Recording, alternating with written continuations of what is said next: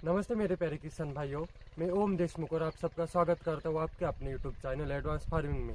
आज हम आपको इस वीडियो के जरिए हम ड्रैगन फ्रूट के अंदर मई के महीने में कौन सी खाद डालें और कौन सी खाद के हमें अच्छे रिजल्ट मिलेंगे, इसके ऊपर इंफॉर्मेशन प्रोवाइड करने वाले हैं। तो आप ये वीडियो लास्ट तक जरूर देखिए। हमने हमारे पिछले वीडियो में हम ड्रैगन फ्रूट के अंदर पॉलिनेशन के लिए किस तरीके से मधुमक्खी को अट्रैक्ट कर सकते हैं हमारे फ्लावर्स के ऊपर, इसके ऊपर इंफॉर्मेशन दी है। अगर आपने हमारा वो वीडियो नहीं देखा होगा तो ज़रूर देख लीजिए। और हम हमारे इस यूट्यूब चैनल के जरिए आपको ड्रैगन फ्रूट के अंदर प्रॉपर तरीके से कंसल्टेंसी और इन्फॉर्मेशन प्रोवाइड करते हैं। तो अगर आपने हमारा ये चैनल अभी तक सब्सक्राइब नहीं किया होगा तो ज़रूर कर दीजिए, और नीचे वाला जो बेल आइकॉन है वो भी प्रेस कर दीजिए, जिससे हमारे आने वाले वीडियो आपको तुरंत मिल जाए। अभी मई का महीना चालू है और हमारे बगीचे में फ्रूट लगना भी चालू हो चुका है, लेकिन बहुत से ड्रैगन फ्रूट के फार्मर खेती के अंदर नए हैं, तो उनको कौन सी खाद कब डालें इसकी इन्फॉर्मेशन नहीं है। बहुत से किसान भाई डायरेक्ट खाद डाल देते हैं, उन्हें मालूम नहीं होता कि कौन सी खाद कब डालनी है, कौन से खाद के साथ कौन सा न्यूट्रिएंट चलता है या नहीं चलता। इसकी कम इन्फॉर्मेशन होने के वजह से उन्हें उस खाद का रिजल्ट नहीं मिलता है। लेकिन हम आपको पूरी स्टेप वाइज इन्फॉर्मेशन प्रोवाइड करेंगे और आपको बताएंगे कि कौन से खाद के साथ आप कब डाल सकते हैं और कब आपको उसके बेटर रिजल्ट मिलेंगे। हमारे खेती की जो ज़मीन रहती है वो सब जगह पे अलग अलग रहती है, और अलग अलग रहने के वजह से सब जगह पे हमें जो ज़मीन के अंदर जो न्यूट्रिएंट रहते हैं वो हमें अलग अलग दिखते हैं, या कुछ कम ज़्यादा परसेंटेज में हमें मिट्टी के अंदर वो न्यूट्रिएंट दिखते हैं। और बहुत से किसान भाइयों ने अपने ड्रैगन फ्रूट के जो बगीचे हैं वो इस तरीके से लाल मिट्टी या मुरुम टाइप मिट्टी पे उनके बगीचे लगाए हैं। और बहुत से किसान भाइयों ने अपने ड्रैगन फ्रूट के बगीचे अपनी जो ज़मीन है उसके ऊपर लेवल करके उन्होंने बगीचे लगाए हैं, और ऐसी जगह ज़मीन पे वो बगीचे लगाए हैं कि जिस ज़मीन पे पहले कभी उन्होंने खेती नहीं की थी। तो बहुत से किसान भाइयों के ऐसे भी ज़मीन पे उनके ड्रैगन फ्रूट के बगीचे हमें दिखाई देते हैं। लेकिन ऐसी ज़मीन पर पहले खेती न करने के वजह से हमें ज़मीन के अंदर जो माइक्रो ऑर्गेनिज्म रहते हैं और जो पीएसबी नाम के जो बैक्टीरिया रहते हैं वो बहुत कम दिखाई पड़ते हैं। हम आपको सबसे पहले पीएसबी जो बैक्टीरिया है उसकी इन्फॉर्मेशन देते हैं। पीएसबी जो बैक्टीरिया है उसका पूरा नाम फॉस्फेट सोल्यूबलाइजिंग बैक्टीरिया है। ये बैक्टीरिया हमारी जो खाद रहती है उसे गलाकर प्लांट्स के रूट को प्रोवाइड कराती है। लेकिन हमें लगता है कि हम जब खाद डालते हैं तो वो तुरंत प्लांट्स को रूट के जरिए प्रोवाइड हो जाती है, तो वैसा नहीं है। खाद डालने के बाद वो बहुत लंबी प्रोसेस रहती है जिससे खाद प्लांट्स को प्रोवाइड हो जाए। लेकिन हम हमारे खेत में कंटिन्यू इंसेक्टिसाइड के स्प्रे या ड्रिचिंग करते हैं तो उससे ये बैक्टीरिया मर जाते हैं, और हम उन्हें वापस जिंदा करने के लिए कुछ करते भी नहीं है। और अगर ये बैक्टीरिया हमारे खेत में कम होंगे तो हम जो खाद डालते हैं उसमें कुछ % खाद हमारी वेस्ट हो जाती है। हमें ध्यान रखना है कि हमें हमारे खेत में ऑर्गेनिक मटेरियल भी डालना है, जिससे हमारी ज़मीन हमें अच्छे रिजल्ट दे। हम 50% ऑर्गेनिक और 50% इनऑर्गेनिक ऐसा भी हम कर सकते हैं, जिससे हमें नुकसान भी नहीं होगा और हमें रिजल्ट भी अच्छे मिलेंगे। ये जो बैक्टीरिया रहते हैं वो आपको बहुत आसानी से आपके नज़दीक के फर्टिलाइज़र के शॉप पर मिल जाएंगे। लेकिन ये बैक्टीरिया आपको ऑर्गेनिक खाद के साथ ही डालनी है, जैसे कि आप पहले गुल, गोमूत्र, दही, दाल का आटा, लकड़ी की राख और ज़मीन की थोड़ी मिट्टी इसके अंदर डाल के अच्छे से स्लरी बना लेनी है, और उसके अंदर ये बैक्टीरिया डाल के बाद में आपको आपके बगीचे में ड्रिचिंग कर देनी है। इसके आपके बहुत ही बेटर ऐसे रिजल्ट आपके फार्म में आपको दिखाई देंगे। ये आप आपके किसी भी पौधे को डाल सकते हैं, मतलब आपका कोई भी आपका बगीचा हो या कोई भी आप वेजिटेबल करते हो उसके अंदर भी आप ये डालेंगे तो आपको बहुत ही अच्छे रिजल्ट उसके मिलेंगे। आप सबसे पहले ये बैक्टीरिया आपके बगीचे में डाल दें। उसके बाद बहुत से किसान जून के महीने में अपने फार्म में ड्रैगन फ्रूट की खेती में गोबर की खाद डालते हैं, लेकिन आपको वैसा भी बिल्कुल भी नहीं करना है। आप गोबर की खाद 2-3 महीने पहले डालेंगे तो कुछ नहीं, लेकिन जून के महीने में डालेंगे तो आपको उसके कुछ साइड इफेक्ट भी दिखेंगे।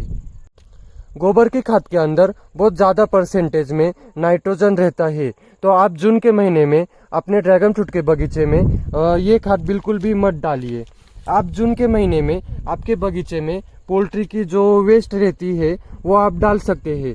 पोल्ट्री की खाद में ज़्यादा परसेंटेज में पोटैश रहता है और पोल्ट्री की खाद गर्म भी रहती है, तो ज़्यादा बारिश में भी आपके बगीचे में आपको अच्छे रिजल्ट दिखेंगे।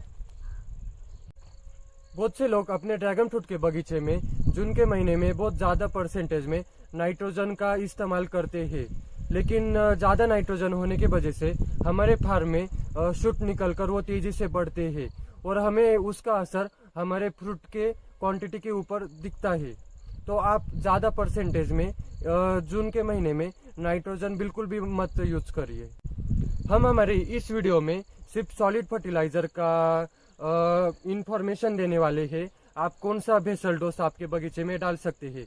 और हम जो लिक्विड फर्टिलाइज़र है हमारे, जैसे 1261 हो गया, 05234 हो गया, 0050 हो गया, इसकी इंफॉर्मेशन हम अगले वीडियो में आपको डालने वाले हैं, तो आप ये ध्यान रखिए।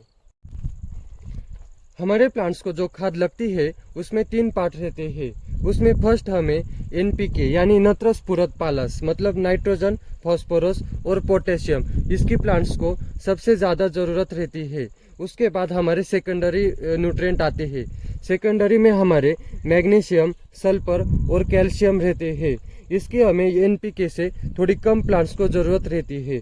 और थर्ड हमारा माइक्रो न्यूट्रिएंट। माइक्रो न्यूट्रिएंट में बाकी हमारे 11 न्यूट्रिएंट्स रहते हैं। उसमें फेरस, बोरॉन, जिंक, आयरन और बाकी सब रहते हैं। इन न्यूट्रिएंट्स की हमें बहुत कम हमारे प्लांट्स में ज़रूरत रहती है, लेकिन ये सब न्यूट्रिएंट्स यूज करने के एक अलग टाइम और समय रहता है। मतलब हम नाइट्रोजन जब यूज करते हैं तो नाइट्रोजन से हमारे प्लांट्स के जो शूट रहते हैं वो बहुत तेज़ी से ग्रोथ करते हैं।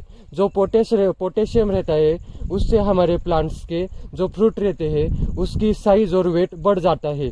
वैसे मैग्नीशियम और फेरस जो रहता है उससे हमारे प्लांट्स में पत्ती में फोटोसिंथेसिस होके प्लांट्स में हरियाली आती है और प्लांट्स के अंदर अच्छी तरीके से क्लोरोफिल भी तैयार हो जाता है। वैसे हमारा जो कैल्शियम रहता है, कैल्शियम हम हमारे फ्रूट के अंदर फ्रूट को एक चमक प्रोवाइड करने के लिए भी यूज करते हैं। मतलब हम सब न्यूट्रिएंट्स की ज़रूरत हमारे प्लांट्स को अलग अलग सिचुएशन में और टाइम में रहती है, लेकिन ये सब न्यूट्रिएंट अलग अलग प्रोसेस से बनकर अब मार्केट में आते हैं। तो कुछ न्यूट्रिएंट एक दूसरे के साथ हम यूज़ नहीं कर सकते, इसका हमें ख्याल रखना है। हम हमारा शेड्यूल आपको एक एक करके हिसाब से बताने वाले हैं। अगर आपको हमारे इस शेड्यूल में कोई दिक्कत लग रही होगी तो आप हमें कॉल या मैसेज से भी बता सकते हैं। हमारा जो पहला शेड्यूल है उसके अंदर आप आपके बगीचे में 100 kg निम्बोली पेंट या निम्बोली पेंट की जगह पे 150 kg जो कोस्टल केक मिलता है मार्केट में वो भी आप डाल सकते हैं। प्लस कॉम्प्लेक्स फर्टिलाइज़र में हमारा 10-26-26 ये आप 100 kg यूज कर सकते हैं। प्लस इसके साथ आप SOP या SOP की जगह पे MOP ये भी आप 50 kg आपके 1 एकड़ के बगीचे के लिए यूज कर सकते हैं। प्लस इसके अंदर आप माइक्रो न्यूट्रिएंट 25 kg और अपना मैग्नीशियम जो रहता है वो आप 25 kg यूज कर सकते हैं आपके 1 एकड़ के बगीचे के लिए। प्लस आपको ये डोज डालने के करीब 60 दिन बाद फिर से एक MOP और 18 से 40 की जो DAP की जो बैग मिलती है 50 kg की वो आपको 1 एकड़ के लिए डालनी है। आपको इस बात का ध्यान रखना है कि आपको 1 एकड़ के लिए सिर्फ 300 kg का डोज ही डालना है। अगर आपने इसके ऊपर आपके बगीचे में डोज डाला तो आपके प्लांट्स की इतनी कैपेसिटी नहीं रहती कि वो इतनी खाद सब एक टाइम पे एब्जॉर्ब कर ले और आपकी उसमें से बहुत सी खाद वेस्ट निकल जाती है। तो आप ध्यान रखिए कि आप 1 एकड़ के लिए सिर्फ 300 kg तक ही डोज डालें। आप इस डोज को नहीं डाल सकते तो आप दूसरा भी डोज डाल सकते हैं। उसके अंदर आप यूरिया 25 kg, MOP या SOP इसमें से कोई भी एक आप 50 kg सिंगल सुपर फॉस्फेट वो आप 100 kg डाल सकते हैं। प्लस इसके अंदर आप निम्बोली पेंट 100 kg या निम्बोली पेंट की जगह पे जो कस्टल केक मिलता है वो 150 kg प्लस मैग्नीशियम सल्फेट हमारा 25 kg और माइक्रो न्यूट्रिएंट हमारा 25 kg ऐसा भी आप आपके सेकंड डोज के अंदर डाल सकते हैं। प्लस हम जो कैल्शियम और सल्फर रहता है हमारा वो हम लिक्विड से बाद में कवर कर लेंगे, आपको इस बात का ध्यान रखना है। और तीसरा जो हमारा डोज है वो बहुत ही सिंपल है। आज मार्केट में बहुत सी कंपनियों के डोज मार्केट में मिलते हैं 50 और 60 kg के बैग में। बहुत सी कंपनियां अपने अपने डोज सेकेंडरी और माइक्रो न्यूट्रिएंट में प्रोवाइड करती है। उसमें से कुछ कंपनी है जैसे गार्गी एग्रोटेक हो गई, वनिता एग्रोटेक हो गई, साविल हो गई, वैसे ही गोदावरी हो गई, महादन हो गई। इन बहुत से कंपनियों के मार्केट में डोज मिलते हैं, तो आप इनमें से किसी भी एक कंपनी का डोज परचेस कर सकते हैं। उसके अंदर हमें बैक्टीरिया भी मिल जाता है। प्लस हम उसके अंदर आप अगर वो डोज परचेस करते हो तो आपको उसके अंदर DAP 100 kg plus MOP 50 kg और उसके अंदर आप अपना निम्बोली पेंट 100 kg या कस्टल केक 150 kg यूज करके बहुत ही अच्छी तरीके से वो डोज भी आपके बगीचे में डाल सकते हैं। आपको इसका बहुत ही एक्सलेंट ऐसा रिजल्ट आपके बगीचे में दिखेगा। मैं खुद भी ये डोज मेरे बगीचे में यूज करता हूँ।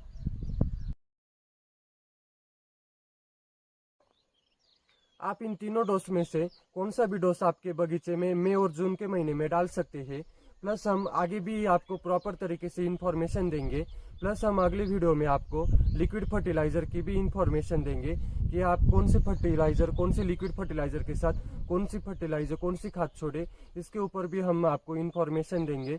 और हम हमारा जो अगला वीडियो है उसके अंदर हम फ्लावर ड्रॉपिंग की जो समस्या आती है हमारे ड्रैगन फ्रूट के अंदर, उसके अंदर हम कौन सा ऑर्गेनिक और कौन सा केमिकल के स्प्रे मारे, इसके ऊपर भी हम इंफॉर्मेशन देने वाले हैं। तो अगर आपने हमारा ये चैनल अभी तक सब्सक्राइब नहीं किया होगा तो सब्सक्राइब जरूर कर दीजिए और नीचे वाला जो बेल आइकॉन है वो भी प्रेस कर दीजिए, जिससे हमारे आने वाली वीडियो आपको तुरंत मिल जाए।